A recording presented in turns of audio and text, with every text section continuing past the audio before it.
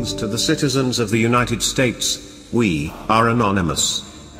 The time is now, Mr. President, to get your administration under control, and to move on the key issues that got you elected. Your promise to control immigration and thus keep us safer. You also got elected to unravel Obamacare and do tax reform. You got elected to be sure we don't have a Manchester London anywhere in America. We stand with our European allies, but we will not walk in their footsteps and repeat their mistakes. That is the message, Mr. President, you must convey to the American people in light of the growing Islamic insurgency in the West. Like the story of the frog in gradually boiling water, we become acclimated to the most potent and dangerous absurdities foisted upon us by the political elite. No other generation of Western leaders would have allowed the Islamic insurgency to fester within their own countries for this long and still remain willfully blind to the existential threat within their midst. Yet here we are, in the aftermath of the third major terror attack in England, and none of the Western leaders are willing to confront the truth. President Trump has come the closest to telling the truth. But unless he shows leadership beyond Twitter and hires staff and appoints cabinet members who share his values, the discernible policy outcomes of this administration will remain materially the same. It's time we recognize that the problem confronting Europe, one that is also rapidly growing in America, is not terrorism. It's not Islamic terrorism, either. Terrorism is a tactic and the violent outcome of the problem. The source of the problem is a subversive culture of Islamic supremacy that rejects Western civilization, and is endemic to many, but not all, Muslims, not just a few. It is from this root that the deadly tactic of Islamic terror is cultivated. But if we tolerate the intolerant supremacist mindset and continue our suicidal immigration policies, we are merely chasing our tail, combating the ubiquitous and unstoppable terrorism that flows from cultivating this culture on our soil. This problem didn't begin with ISIS, it's been festering for several decades.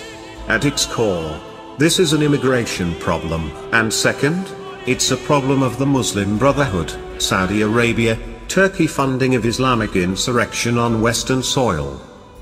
Lest you think this problem is limited to Europe, remember that former FBI Director James Comey testified before the Senate Judiciary Committee last month that there were 2,000 plus violent extremist investigations underway and that about 300 of them were refugees. The President must lay this case before the American people in a series of prime-time speeches and demand action from Congress while promising to do everything he can administratively. He must follow up on his campaign promises not to focus on nation building overseas, but on the homeland security problems right on our shores. Finally, what we need from the President is leadership. Sending out a few tweets is not enough. He needs to be consistent, relentless, and specific and see his policies all the way through.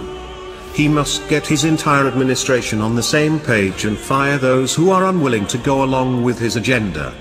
His united team should then demand of congressional Republicans very specific legislation along the lines of the aforementioned principles. Then the President must sell them to the American people in a series of televised addresses. You will be hearing more from me going forward on the specific legislation needed to scrap or reform the U.S. refugee admissions program. But, I tell you that the Republican leadership in Congress will not lead on this, and will have to be dragged kicking and screaming to lift a finger to reform. Rewrite the Refugee Act of 1980. In my view, there is only one thing the President can do to move Congress on the issue, and that is to put a complete halt to the Refugee Act. He must set the refugee admissions level at 0, and leave it there until reform measures are passed by Congress. And, here is the truth, if he makes no move along those lines, or the additional lines addressed, he will be blamed for a Manchester in America. Not Ryan, not McConnell, not the refugee contractors, not the deep state blocking his moves, not the media or the left wing. If he visibly fights now and makes it clear who exactly is working to undermine our safety and our cultural identity, should, God forbid, a terrorist attack happen, the citizens of America will know he was trying to protect us. We are anonymous, we are one.